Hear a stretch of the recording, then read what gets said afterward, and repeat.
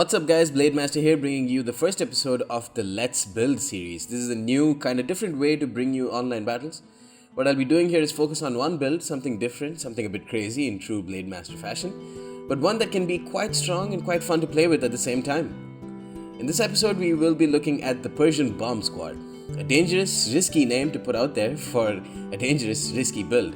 This build focuses on maximizing the value of naft throwers while minimizing the collateral damage caused by chucking bombs right next to your friendlies. It works best against rush builds, so Huns, Jutes are great targets, and works very well against power factions like the Alans and Vandals as well.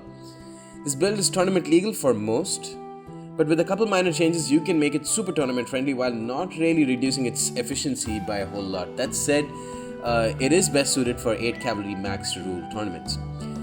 So let's start by taking a look at the army composition. First we have 4 naft throwers. Now these units are tricky to handle and that's why we don't see them ever in matches. Their bombs take a while to go off and it leads to you destroying a lot of strong shock cavalry that the Sassanids have. That's why we have 4 Persian cataphracts. These are some of the cheapest cavalry available to the Sassanids. Not great units in general, very weak due to their low health and armor, but they pack quite a decent punch with their good charge bonus. Then we have 3 Pushtigban cataphracts. Expensive guys but super deadly if you get good charges off with them. We have a Spabed general with Brace, very strong general choice. Popping Brace with those excellent melee stats and that tankiness makes these units a solid choice. Then we have 5 elite Dalemite infantry. I'm starting to rate these guys higher and higher slowly.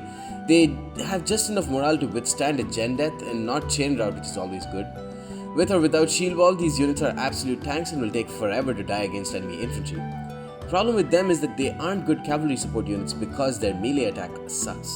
Next we have 2 Armenian slingers. Excellent units in my opinion, but they have to be used on the right targets or they could end up being waste of money.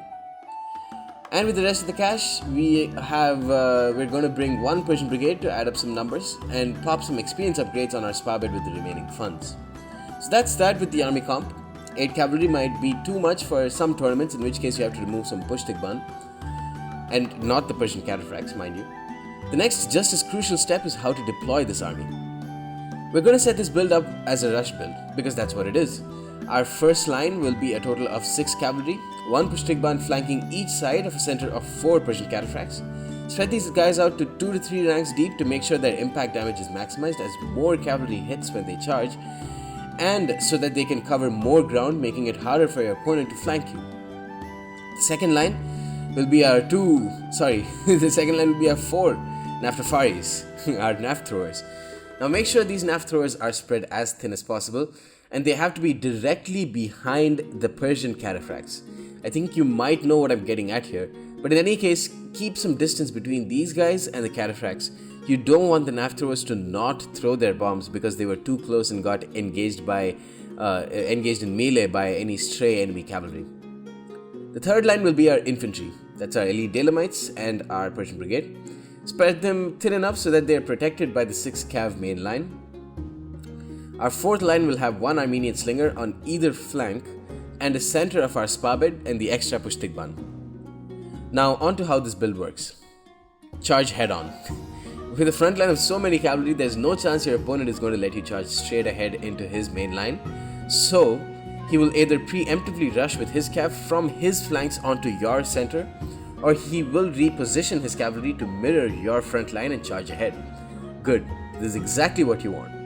Charge the incoming cavalry with your front line and immediately pop rapid advance on your naft throwers and click attack orders on the enemy cavalry who are engaging your Persian cataphracts.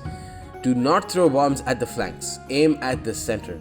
The Pushtigbans are the ones fighting in the flanks and they will do just fine. The Persian cataphracts on the other hand will last around 10 seconds before they start routing, but they are the perfect units to be sacrificed for the glory of the nafts. With their charge, they would have reduced the HP of enemy cavalry by quite a bit and tied them down, so when the bombs go boom, the enemy cavalry are fucked. You get bonus points if the enemy general is a cav unit and he charged ahead too. Instant gen death. Now meanwhile, your Armenian slingers should have been firing with precision shot turned on onto the cavalry that were charging into your Pushtigbans. Now is the time to charge in with your elite Dalemites as well. Support. Charge them into the cavalry blobs forming up ahead. while you maneuver your general and your extra Pushtigband to circle around and rear charge enemy skirmishers. While your spar bed is close to one of your flanks, be sure to activate Brace, with all the units that are going in to support that fight. Having 9 bonus on cavalry for all of them would be massive. For late game, your elite Delaman should be able to tank it out against most enemy infantry, and if you can micro your nafts behind and pop the reload grenades ability, points to you, because that would be massive in the late game as well. To wrap this up, let's talk about the pros and cons of this build. Pros. It eliminates the enemy cavalry threat very quickly. Noble Alani will literally rest in pieces due to the bombs. That deadly bonus versus cav doesn't mean shit to nafts. It's one of the only ways you can make nafts work, in my opinion. And 3, it's got a badass name. Cons. It is quite risky. The plan falls apart if your nafts get caught in melee by stray cavalry, or if your Pushtigbans on the flanks have to deal with Noble Alani in diamond formation.